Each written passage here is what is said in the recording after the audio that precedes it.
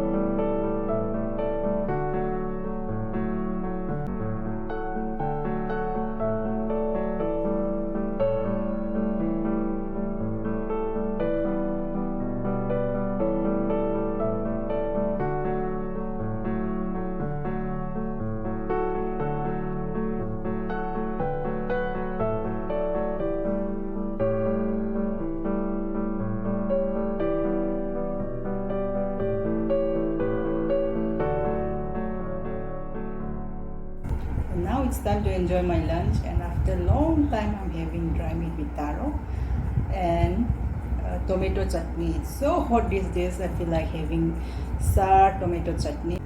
Yang si oire pan ga sha kang ba do ga tomato meat pa hain ko sha tak tawra sa phawrage myam hoji kan pan si hawe.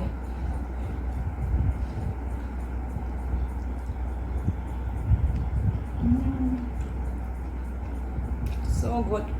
How do Lloyd?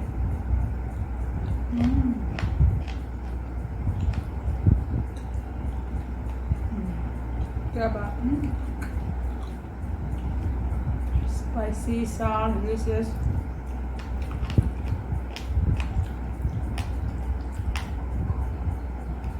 Wow. How's can water? So I'm sorry. 44 day hauraga 47 gumi yawe ko numidang ahing ne su sab ne so ni ko koi de lowest 30 32 de laimne oi sai du bo jaisalmer compare tawredi dum yabadi yawe ko jaisalmer ri am sai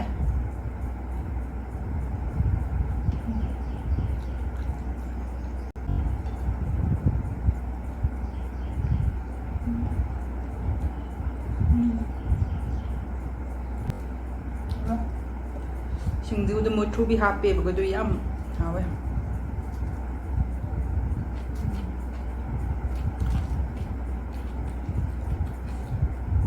you can't say no, great. Sab.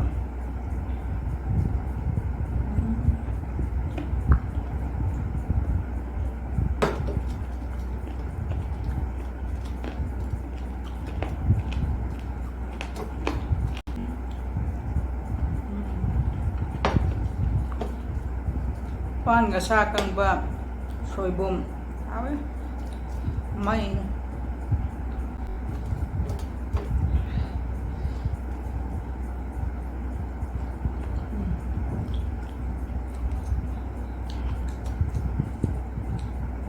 kan chang da hairbo hapne ko do yam awe manam sa tholai hairbo si am cha ne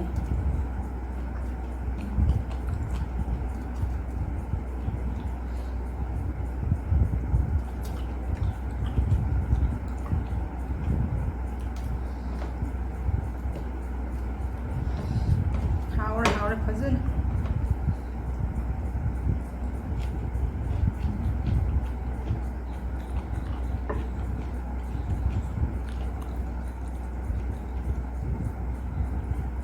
Ngarang okshap thong bay pieces ခရလိုက်မနေတို့ဆိုဟာပနေမချမ်းကွာ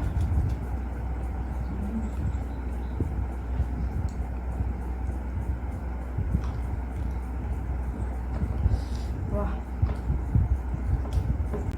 ซักซาโรยขันมันนี่บะดูป้านทองเลยดิซักยาวเดี๋ยวไม่อาดเลย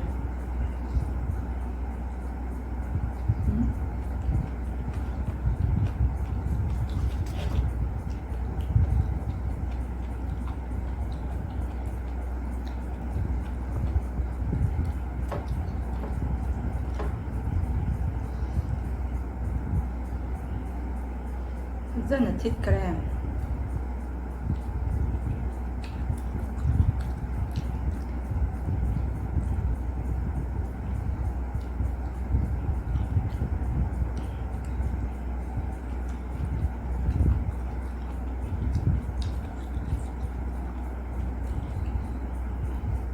ชมุกชาบจะมันก็ยุ่งโหงยีนี่ตันมันเลยนะ